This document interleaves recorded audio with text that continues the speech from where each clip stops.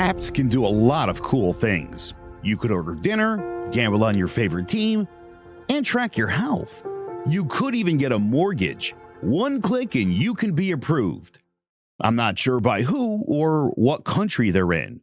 You deserve more from the mortgage industry. At AnyMac Home Mortgage, we believe in the need for live human interaction during a very complex process. The kind of service and guidance which an app simply can't provide. Our customers are more than credit scores and income documents. They're individuals and families who live in and strengthen our communities. Their story is our story, and that story begins in a home. Chris Sawyer is an expert on providing superior customer service and in meeting the mortgage needs of current and future home buyers. With over 18 years of experience in the industry, Chris is able to help customers migrate through the home buying and home financing process by using his wealth of knowledge as a well-qualified mortgage professional. And best of all, Chris is located in Cromwell, Connecticut, where he has helped hundreds of clients in Connecticut, Massachusetts, and Rhode Island make their dreams of home ownership a reality. Visit chrissawyer.any-mac.com. Email him at csawyer@any-mac.com or give him a call, 860-878-8730. Chris Sawyer, NMLS number 39345, corporate NMLS number 338923. AnyMac Home Mortgage is an equal housing lender. American Neighborhood Mortgage Acceptance Company, LLC. DBA AnyMac Home Mortgage. Lo-Fi Direct. Connecticut First Mortgage Correspondent. License lender. Broker number ML 338923. Massachusetts Mortgage Lender and Mortgage Broker License number MC 338923. Rhode Island License Lender. License number 201128110L. Call for additional details. Welcome to Sports Talk with R&J. I am Steve Risser along here with Justin Nafrio, and the hot stove in Major League Baseball is heating up. The Mets on Sunday night made the huge move, signing Juan Soto. Yankees made a move yesterday. But we're going to start with a team that's not made a lot of big moves in the offseason in a very long time, and that is the Red Sox. And today they have traded for Garrett Crochet. He had a really, really good year with the White Sox. He was the prize. He was the guy people wanted at the trade deadline last year. And the White Sox didn't trade him, but the Sox trade for Garrett Crochet. He adds to a rotation with Tanner Houck, with Cutter Crawford and Brian Bello. This is what the Sox need. They need rotation depth. This is exactly what they need. They didn't really have to give up anything for him. This is exactly what the Red Sox needed here. You know, the Red Sox right now, this is one of the best. I can't remember the last time the Red Sox made a move like this in the offseason. I think the last time they did is when they traded for Chris Sale, 8 years ago. So this is a really, really good move for the Red Sox right here. An organization that's not done much to improve their team in the offseason. They did today going out and trading for Garrett Crochet. They did, and Ken Rosenthal has what they gave up. So it's Kyle Teal, who's a top 25 prospect in all baseball. Braden Montgomery, who's their first-round pick last year. Infielder Chase Meroth, and then right-handed pitcher Wilkman Gonzalez. So those four are all in the top 15 of the Red Sox top prospects. Touring the MLB.com. Yeah, but again, prospects are prospects. Yes. None of those players were going to help them beat the Orioles or the Yankees this year. Prospects are prospects. You needed to start competing. You haven't made the playoffs since 2021. You've made the playoffs one time in the last 6 years. You need to compete. You want meaningful baseball in September and October. And getting a guy like this makes that happen. Keeping the prospects doesn't make that happen. Oh, it absolutely does. And it absolutely. And the thing, too, is because Hein Bloom did such a great job of that farm system is you didn't have to give up any of your top three that are really good. You still have some depth in that system. So, hey, you can go out and make moves like this when you have a loaded farm system like they do right now. So, yeah, for the Red Sox, they had to make the move. I know they wanted Fried. It sounded like this morning if they didn't get Corbin Burns, they were going to reunite with Nick Pivetta. So, that wouldn't have been great either. So, the Red Sox finally made a move. I know their fans have been pretty restless about not really doing much and not being competitive. So, yeah, it's about time Boston in that, Craig Breslow finally here in U2 finally makes a big move. And, he gets his ace now for the future. He definitely does. He's going to add a lot of depth. He's going to add depth to this rotation. And the big question for the Red Sox are they the two-part question? Are they the best? Are they the second best team in the AL East? And are they a wild card team? I'm gonna right now because of seeing the free agents the Orioles have, seeing Santander hasn't been Santander is a free agent, seeing that Burns a free agent, and the Orioles bullpen was a mess at the end last year. I'm gonna say yes and yes. Right now, the way both teams are constructed, I like the Red Sox better than the Orioles, and I think the Red Sox are one of the top 6 teams in the American League. I'm going to say yes. I got them with Alex Cora as their manager too. I got them as a playoff team, and I got them as the second best team in the division. I'm going to say no and no. I think the Orioles roster. I still think that they have the best roster in the American League. I still think they're. I would say the best. Not the most balanced roster. Rotation isn't that good now. If Burns doesn't get re-signed, and then you look at the bullpen. The bullpen was a mess at the end last year. Yeah, I'm like, if the Astros do trade Tucker, it sounds like the Yankees are really in play now for Bregman. It sounds like we're gonna get. So I know we'll get to him. I know Cleveland's really good last year. I know they traded Jimenez. I still think Baltimore's roster is pretty good. I'm banking on the Yankees roster to be solid, but I'm worried. Like, I think they're right there position with the Yankees for second right now. And I think the Tigers, they just signed somebody yesterday. I know Detroit did. I'm going to say like they're 7th right now because I expect the Rangers to have a bounce back year. I do think Seattle's going to bounce back. So I think the Red Sox, I put them like 7th right now. Yeah, but they should be better. They should be now 80. It should be like an 85 to 88 win team. They should. To me, they should be a playoff team. To me, with the offense too, the offense is good. I mean, the offense is pretty good. You got Rafael, you got Devers, you got Duran, you got Yoshida, you got an offense. In the bullpen, they've signed Aroldis Chapman. I know he's not great anymore, but he's signed Aroldis Chapman. They're making these moves towards competing for a championship, which we haven't seen from the Red Sox in a while. No, we haven't. So it's a good step in the right direction. It's that ownership's taken a lot of heat, and rightfully so, for the last couple of years. And they re-signed Devers, and they obviously they got Cora to re-sign as well to stay on as manager. So yeah, the Chapman move they gave him $10 million was a lot, I think, because at his age, and I don't think he's got much left in the tank here. But yeah, that was a situation that needed to be fixed last year. They really struggled, in the bullpen at times. So yeah, they're making moves now. I think they need another right-handed bat in that lineup. But it's a good move here, and we'll see what else they get here. But yeah, definitely Brady Bat thinks next. Yep, and moving on to the team that made the biggest move in free agency, and that's the New York Mets. Sunday night, they signed Soto to a 15-year, $765 million deal, $51 million a year. 15-year, $765 million deal, $15 million a year, $51 million a year. Crazy contract that Juan Soto got from the New York Mets. And the big question with the Mets is, are they the favorite in the National League now? Have they overtaken the Dodgers in the NL? And I'm going to say no. And I think the Dodgers are still clearly better. But you got to see what the Mets are going to do. I mean, Pete Alonso, we'll see if they re-sign Pete Alonso. We'll see if they re-sign Sean Manaea. They let Luis Severino, they let him walk, and they let him go to the A's. But I still think that the Dodgers are clearly better with them going out and getting Snell. They got Yamamoto. They're probably going to get the other Japanese pitcher. Their lineup is one of the best in the game, even though they could potentially lose Teoscar Hernandez. Good bullpen. I think the Dodgers are clearly better.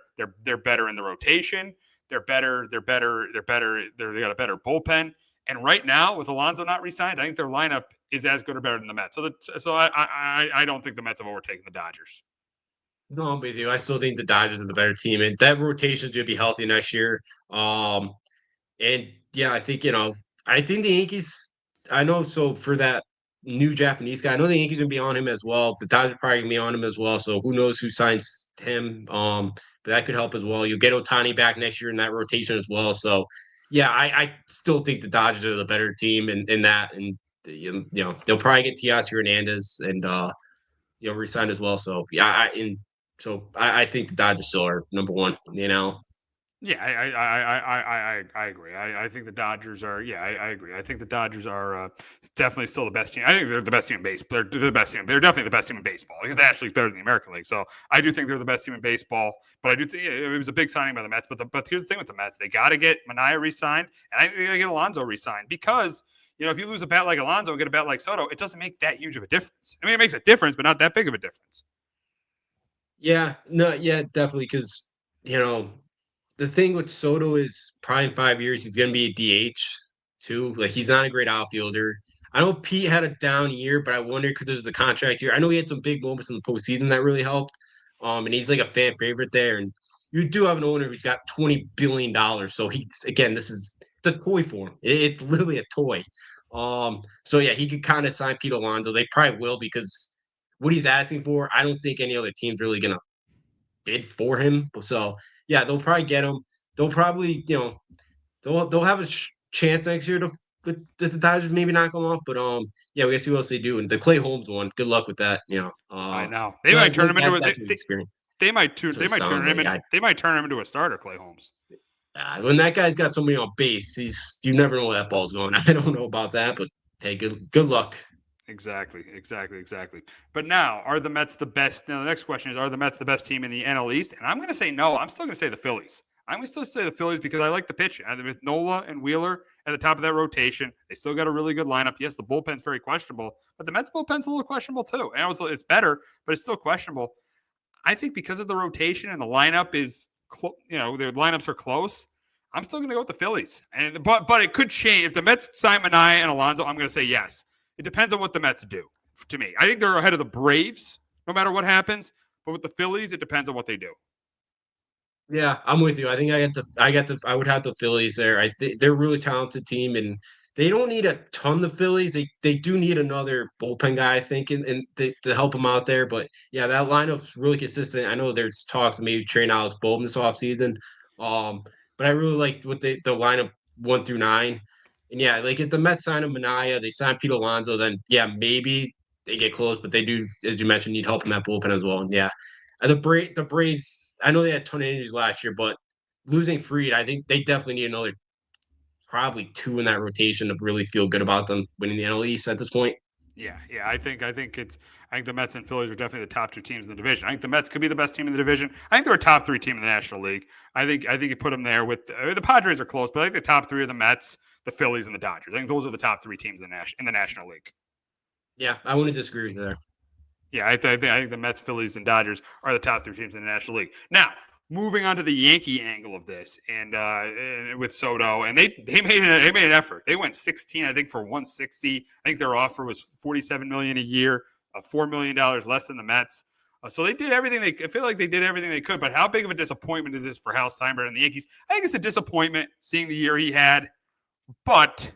To put all of that, but I don't think it's a huge disappointment because of the owner for the Mets and how much money he has. I think it's a little disappointment. I don't think it's a huge disappointment. Yeah, I always felt like if he was able to take the most money, we're probably gonna lose out to the Mets. Like, and it looked like he said right after the World Series, I'm going to take the best offer. I'm going to go to the highest bidder, and the highest bidder was the Mets.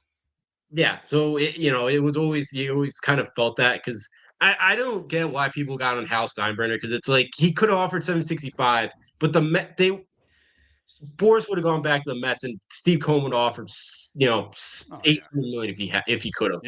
Steinbrenner wasn't going to be able to keep up. So I can't get mad at Hal. He did everything he could. Cashman did everything they could for that. So yeah, it's disappointing. But just like the last time they lost somebody, Robinson Cano, Cashman did a horrible job. He got Ellsbury and got Brian McCann. Both those guys did not turn out very good. So their plan B's got to be better. And I know we'll get to him in a second, but Max Fried is a nice start to that plan. It sure is. And we'll talk about it. The Yankees signing Max Fried. And I like it. I really like it. I think it had the rotation, I think, with Cole and Fried at the top of the rotation.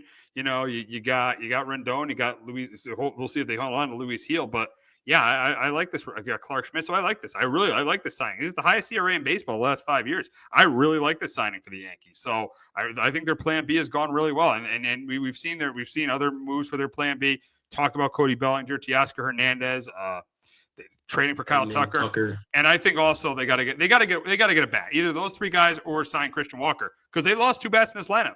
They're going to probably lose 2 bats in this 3 bats in this lineup pretty much with Torres, Rizzo, and Soto. So they're going to have to get 2 or 3. They got to get 2 or 3 hitters in this lineup because Judge and Stanton, for how good Judge was last year, he has trouble staying healthy, and we all know Stanton has trouble staying healthy. Yeah, absolutely. So yeah, they're going to need another bat, and Dominguez, hopefully, he'll be your everyday center fielder. We'll finally get a chance to see him every day and see if he's ready to hopefully be the mainstay out there center field. But yeah, it's big. I really like Max Fried coming over for the Dodgers. I mean, from the Braves, I think he's a really talented left-handed pitcher, and it really because again, that rotation was really shaky outside of Cole. Going to playoffs, you didn't really.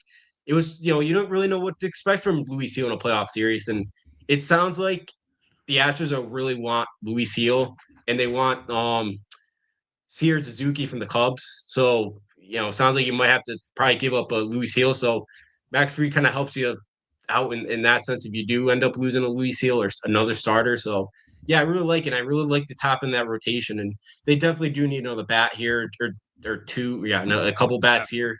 So yeah, it'd be nice to get a Kyle Tucker or Alex Bergman, especially in Alex Bregman, because he's a guy who he's an unlikable guy, and I think the Yankees need a couple of those. It'd be weird. It'd be weird for him to play for the Yankees, though, seeing that he was an Astro. I'd forgive him. I'd forgive him, especially if he went to World Series here. I think every Yankee fan would forgive him for what he did. And again, we know in New York, you win the championship, you don't ever have to buy a dinner or drink in the city again. So. Yeah, exactly. But yeah, I think you look at the guys out there out of Teoscar Hernandez, Cody Bellinger, and they'll have to trade for Bellinger or Tucker, but Bellinger, Tucker, Teoscar Hernandez, Christian Walker, Alex Bregman. I think they get at least one of those guys and probably two of those guys to make up for the loss of Soto.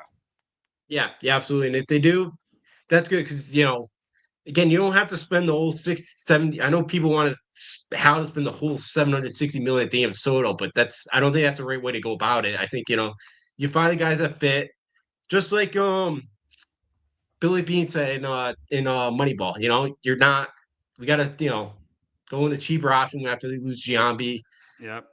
How do you go spend a little bit less money? So look, it's just a little nervous with Cashman with the plan B's with what happened last time a decade ago, losing Cano. But look, if they can get a couple of these guys, and I think, it's big too because Cole and Judge aren't getting any younger. They're just not. They're both in their 30s, so the time's now. And so I hope Cashman's really aggressive here and gets a couple of those guys. Yeah, I would love Tucker. I wouldn't mind Bellinger. I definitely want two of the three of Bellinger, Tucker, or Bregman. Yeah, definitely. Yeah, two of those three guys. And the question is now before we wrap up, are the Yankees right now the way they're constituted? Are they the favorite to go back to the World Series, the American League? And I gotta say this, just seeing how bad the American League is, I'm gonna say yes. But they're not. But listen, they'd be like the fourth or fifth best team in the National League. But seeing how the American League is, I'm gonna say yes. Yeah. I want to say, I think it was the best roster, but we haven't seen them perform in October yet. They've been really bad the last 2 years. So I have to say yes, because the Astros are, we'll see what the Astros turn out to be like, but they lose Tucker and Bregman. I don't think they're a World Series contender. And I guess maybe Texas, they had a ton of injuries last year, but last year was such a bad year and they have Bochy, so I expect them to bounce back. But I think at the moment you have to say yes, because I think Baltimore's still better than them, but yeah, they have not played well in October. Yeah, I mean, last year they got to the World Series. That was probably one of the better October. For the Orioles, I meant the Orioles. Gotcha. Yeah, the Orioles. Yeah, very, very. Yeah, that's a good point. The Orioles have not played well in October, so yeah, I think for how bad the American League is, you got to go the Yankees. I think you got to go the Yankees. So should be interesting. This hot stove is heating up. There'll definitely be more moves coming in the next days and weeks. So the hot stuff is definitely heating up in Major League Baseball. But we got to move on to the college ranks. And could the greatest coach of all time be joining the college ranks? Could he be joining the college ranks?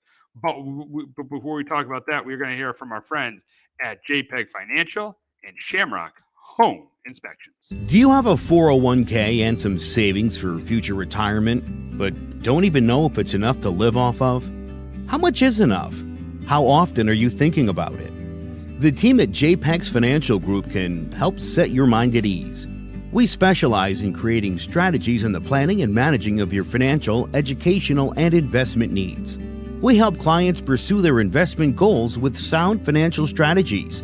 You deserve a personal, tailored plan. Lasting, meaningful, and open relationships are the foundation of our practice. You've worked hard for your money and should feel confident in your investment choices as you make decisions for your financial future. Your goals are our goals. We are dedicated to your needs and hopes for your future.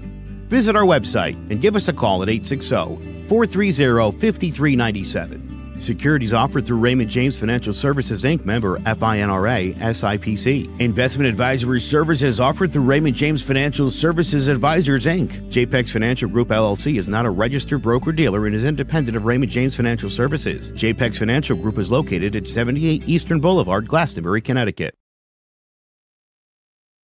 There's no bigger investment than home ownership. And to make sure the house is up to your standards, you need a professional to look it over. Brian Flanagan from Shamrock Home Inspections is a licensed home inspector and a member of the Connecticut Association of Home Inspectors. Brian was a contractor for over 15 years, so he knows how homes should be constructed and how mechanicals should work. What makes me a good home inspector was the 20 years that I was a home improvement person, doing all the different repairs that I have done and what other people have done wrong that I had to go out and fix.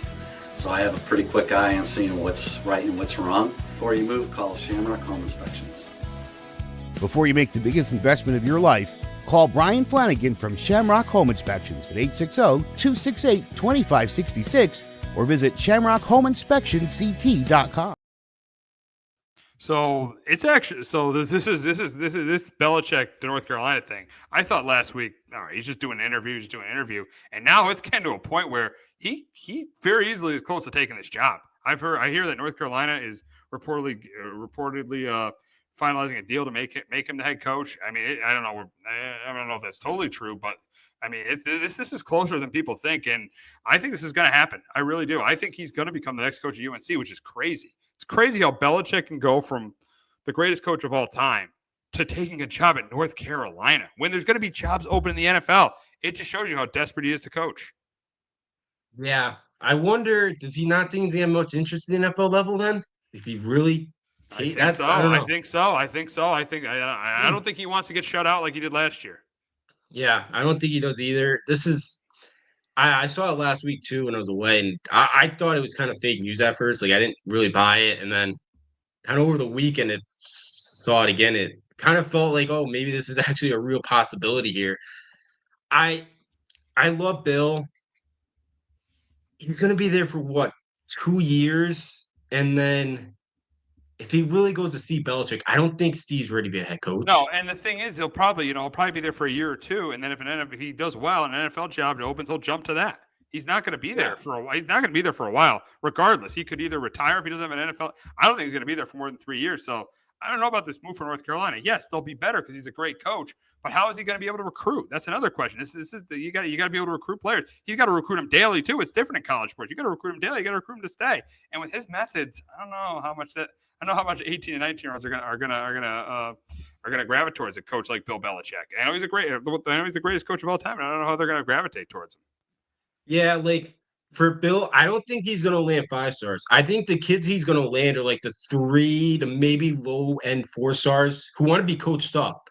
Those are the type of kids he's gonna get. I don't think he's the 5 stars that that he's gonna be yelling at every day, or I don't think he's gonna be getting those kids. And the one thing too about Bill is a lot of coaches, they don't show their true personality when you're recruiting them. Yeah. I think you're going to get the Bill personality in that living room though.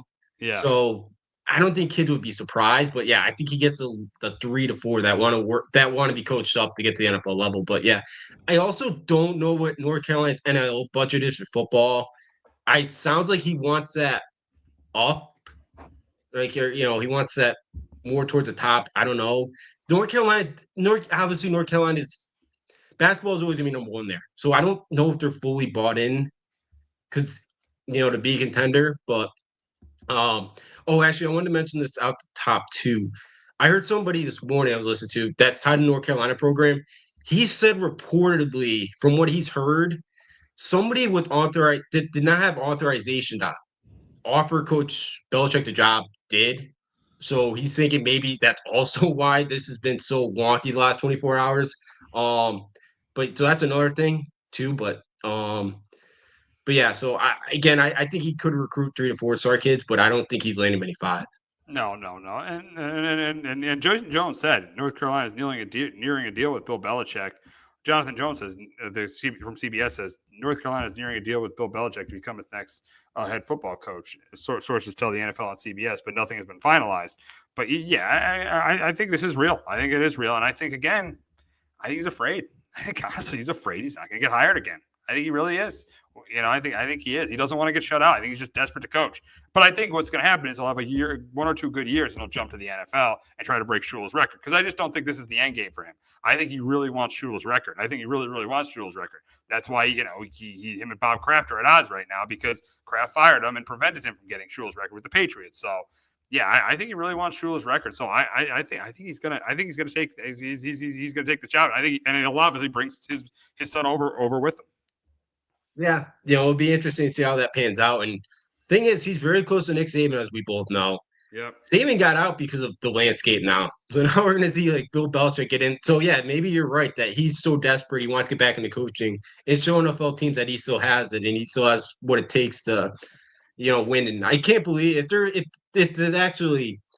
I can't believe with some of the coaches right now in the NFL that somebody wouldn't take a shot at Bill. But again, he had full control pretty much in North Carolina. And that's what he wants, when probably an NFL team probably does not want to hand him all control of the organization. So he'd have that in North Carolina. So yeah, we'll see. It's interesting. It's an odd one because Mac Brown, who they just fired, is 72. Now you're hiring another 72-year-old here to be your head coach, which is odd. But hey, North Carolina, I don't know if they could be a true contender even under Bill. I don't know if they're fully committed to that. Yeah, we'll see what ends up happening there with North Carolina and Bill Belichick. But we got to talk about what happened on Sunday, and that was the college football. We got to talk about college football playoff rankings were announced. The first time the 12-team playoff rankings were announced, and it was pretty predictable until that 11th and final spot, and that 11th and final spot became North Carolina. It became SMU. They got that last bet over Alabama, and that was a little bit surprising. And Justin, I wanted to ask you, how surprised were you that SMU got the spot over North Carolina? Over Alabama. Yeah, I was surprised they actually made the right decision. Because Alabama had 3 losses, and I know Saban and that whole ESPN desk was all kind of Alabama brand. I know, the SEC's got the big deal with them, but SMU lost by 3 points. They battled back after being behind most of that game, and they lost by 17. Then absolutely Alabama should be in over them. I still thought the committee would do it because of the SEC bias, but I'm glad they didn't, because they would have ended conference championship games. And SMU lost by 3 on a 56-yard field goal. For other conferences, because the Big Ten and SEC teams, they weren't going to get penalized for losing a conference championship game, but it would have been unfair for an ACC team or a Big 12 team, if they were in those shoes. So I was surprised they actually did it, but I'm glad SMU's in there, because Alabama, you had 3 losses. They're saying, we played Wisconsin. Wisconsin was 5-7. Relax. Yeah. You played Mercer the week before Oklahoma, and you still lost by 21. And it should have been more.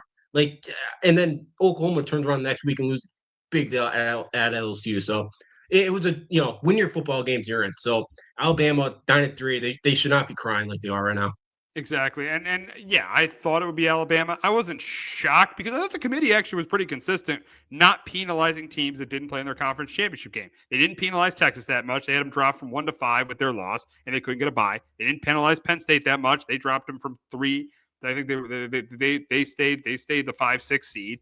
They were the 6th seed, and they didn't really penalize SMU. They didn't penalize teams for making their conference championships, and that's where they were consistent. So I did think there was consistency, and they did make the right move, because Alabama lost 3 games. They shouldn't have scored 3 points at Oklahoma. I know Oklahoma, is probably better than 6-6, but they're not that good of a team. They also lost to 6-6 Vanderbilt. So looking at the play, SMU only had 1 loss during the season.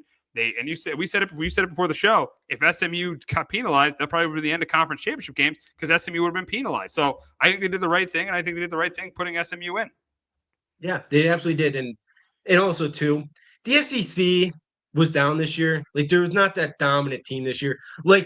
If the Big Ten game, let's kind of reverse the rules here. If the Big Ten game ended up like the SEC game, you would have heard, how great the SEC is, how great of a football game. If the Big Ten game was played like the Georgia-Texas game, in 2019 an ugly football game, it would have been all kind of the memes, this is a Big Ten West championship game and all that stuff. Like the SEC was not that great this year. It wasn't. You had a lot of mediocrity. You didn't have the instead of like Mississippi State, you didn't have the total garbage, but like they didn't have a dominant team this year. They didn't. Like the SEC was down. So that's another thing. I know Greg Stanky's complaining he only got 3 teams, but your league was down, bud. So, that he's going to, do what he has to do, try to change all the rules because, that's the type of commissioner he is. And he's only, that's so, but yeah, I'm glad they made the right decision. It looks like they did. It looked like they did. And one more thing on this, reaction to the college football playoff.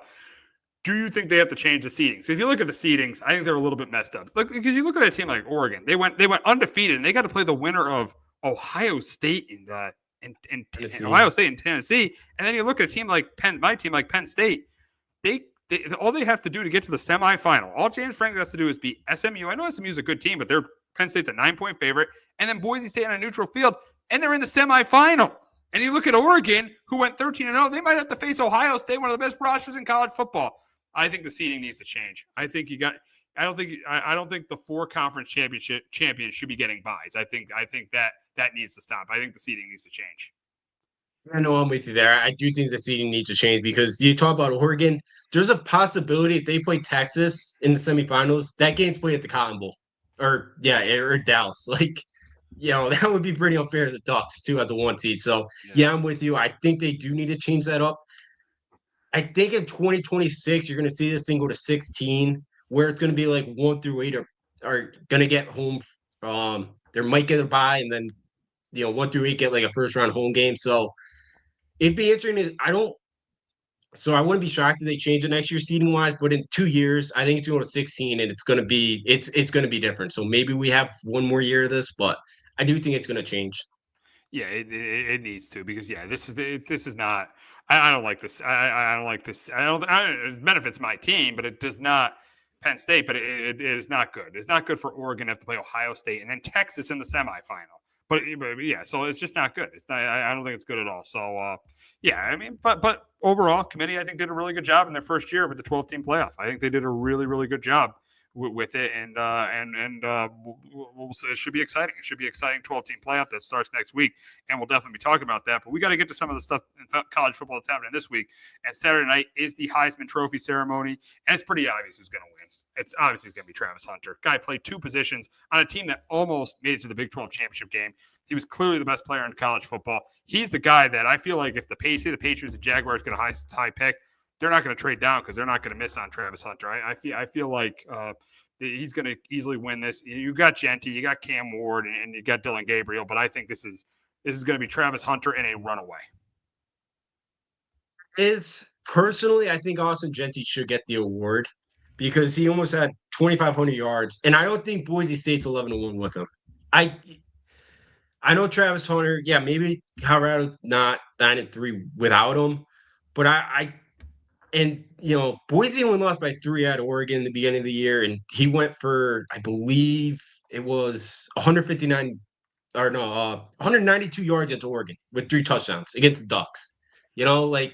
I personally think it's going to be Genty, but I think Hunter's going to win it. I get it. The 2-way, that is impressive as heck to do that all year and play all 12 games.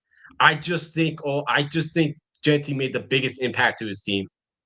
Yeah, he did, but he's playing the Mountain West. Let's be honest, playing the Mountain West. But the Oregon game, 192 yards. I get it. You have an argument there, but I just think Travis Hunter. We've never seen anything like Travis Hunter playing both ways. I just think he's got to get it. I think it's got to be Travis Hunter. Yeah, he's going to get it. I think Genty's a little bit more deserving. I think he means a little bit more to his team. But yeah, Hunter's going to get it. Hunter definitely has had a big impact to Colorado and their success this year. But I don't think Boise's the number 3 seed without Austin Genty this year. No, they're not. They're not. But it's just if it wasn't for Travis Hunter, it would be Austin Genty. But it just Hunter did something historic. So I have to go with Hunter there. I got to go with Hunter there. Yeah, I get that. The real disappointment was Cam Scatterbo's not even a candidate. That's my God, how good! He's having Dork Walker or Bill Campbell for top running back of the country. What a game he had against Iowa State. when a lot of people thought Iowa State would win, he blew them out of the water because of how great Scadaboo was. Yeah, absolutely. And he was a guy at Sacramento State 2 years ago. So yeah, he was impressive. So yeah, it's a crime that he's not even top available for top running back that award too. So yeah, but that's the thing about the Heisman too, is that they focus on the few teams there, and Genty had such a incredible year. So, but yeah, that wouldn't disappoint not see Scotty there. But he had a terrific year, and Arizona State had a terrific year to win that thing. Dillingham should, him or Cignetti going to win Coach of the Year. I think so. I agree. I think it's definitely going to come down to him and Cignetti. I could see it coming down to one of those two guys. I could see it coming down to one of those two guys. But we got to talk about the Army Navy. Before we talk about the UConn Gonzaga, we got to talk about the Army Navy game on Saturday. And I think this is going to be the AAC champs are going to win this one too. Where's it being played this year? I want to say that Baltimore this year. I'm looking right now. No, Landover. Landover, Maryland. Gotcha. Yep. Yeah, I think it's going to be. I think it's going to be a game where it's close, but I think Army's winning. I got Army winning at 27-20 over Navy. I think Army wins it, and yeah, they missed the playoffs, but I got them going to 12-1. Yeah, I think Army is probably going to win this game. I know a lot of people that went to school with that are in Army, and my grandfather was in the Navy. The last couple of years, I've been picking Navy. I gotta go Navy. Go Navy, beat Army. I don't even know if Navy's starting quarterback's going to play. I know he got hurt a couple weeks ago in their final game. Army's been so good too at stopping the run this year. And they obviously know this offense pretty well. They see this every day at practice. So I know Navy's throwing the ball a little bit more this year. I think I think Navy's gonna have a tough time in this one, but I just because of my grandfather, I got to take Navy in this one. Yeah, it should be a competitive game, but but yeah, it should be a competitive game either way. I just think Army wins it close. But we'll wrap up talking about UConn, and they got back on track. I mean, they beat Baylor. I mean, McNeely was big in that Baylor game, so was Samson Johnson, and they beat Texas on Sunday. So they've gotten back on track after a disastrous Maui Invitational this week. So, I think it's going to be a tough one with Gonzaga, but I think they can handle it. I think they can beat Gonzaga in New York. I think they beat them. And is it at the Garden or is it at Barclays? At the Garden. At the Garden. I think they beat Gonzaga at the Garden. I think they do. UConn plays so well in the Garden. I can't see them losing in the Garden. I think they win. Yeah, I'll give my 2 cents what happened in Maui. Because we haven't had you on since. Yeah. They lost 2 heartbreakers there. The Memphis game, the Colorado game, like a couple calls didn't go your way. The Hurley technical, and then you put a Dayton team who played really. I had to be up at 6:30. In Italy, so I actually watched that entire game, which was disappointing. But they played really well the first 2 games there, and they had North Carolina beat, they had Iowa State beat. They just couldn't hang on, and you got a UConn team that was pretty deflated, and they will pull them out there in the second half, and just things spiraled for them out of control. But the defense is a huge work in progress right now, and the thing is too. I know, a lot of guys returned, a lot of guys returned, but not with major contributions last year, and I think that's the thing. There's a lot of holes to fill, and I think the 3P talk was maybe a little bit too much pressure on this group. Too premature early on. But seeing the way they're playing now, I think they're back on track. Yeah, and I think the way college basketball is right now this year, there's one, I guess you could say, there's one team right now that you could really say is like a Final Four national championship contenders, Auburn. You could say Tennessee or Duke. I don't trust either 2 of those coaches, so I'm not gonna put those 2 up there yet. But UConn's a second weekend team, I think, right now. But I think because it's so wide open, they could find themselves there in February, March. I really do. I think this would be like 2 years ago. It's gonna be a wild tournament with a weird Final Four 2 matchups. I really do think it's going to be like that again this year, just the way it's gone so early. So, yeah. So I think they'll be okay. They got to get better defensively. I think the offense you're seeing is going to get themselves together. They're starting to play better offensively. The defense they got to stop fouling defensively.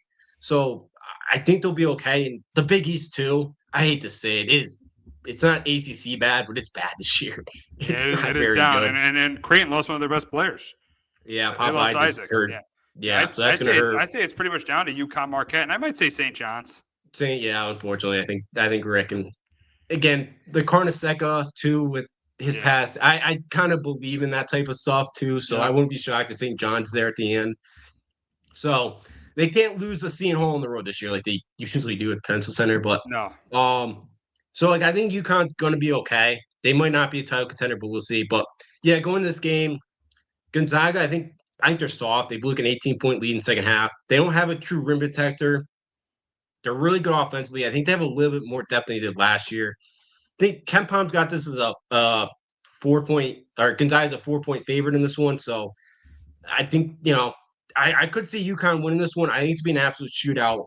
But I think like Terrace Reed in this one could be, have a huge impact. He's been great, going up against Graham Ike, one of the better bigs in the country, but he's not a great rim protector and he'll get into foul trouble. So I think UConn could win it because they're going to have the home, they're going to have the fan base there.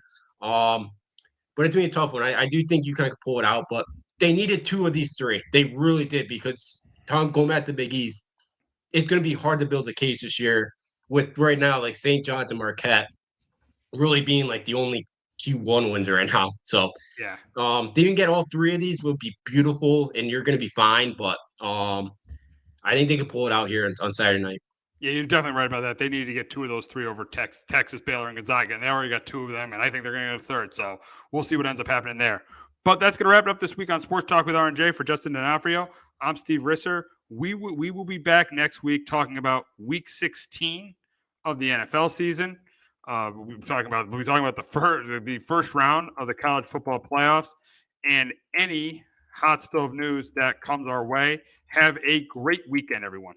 Hello, my name is Joe Aguirre. I'm the president of Clovercrest Media Group, and here at CMG we have a wide variety of podcasts, including sports shows like Keys to the City, The Roll Call, Throwing Jabs, All Four Downs, and Jawing About the G-Men, and great true crime shows like Sticky Week, Crimes and Consequences, Ivy League Murders, and Bird, the unsolved murder of David Eichmann.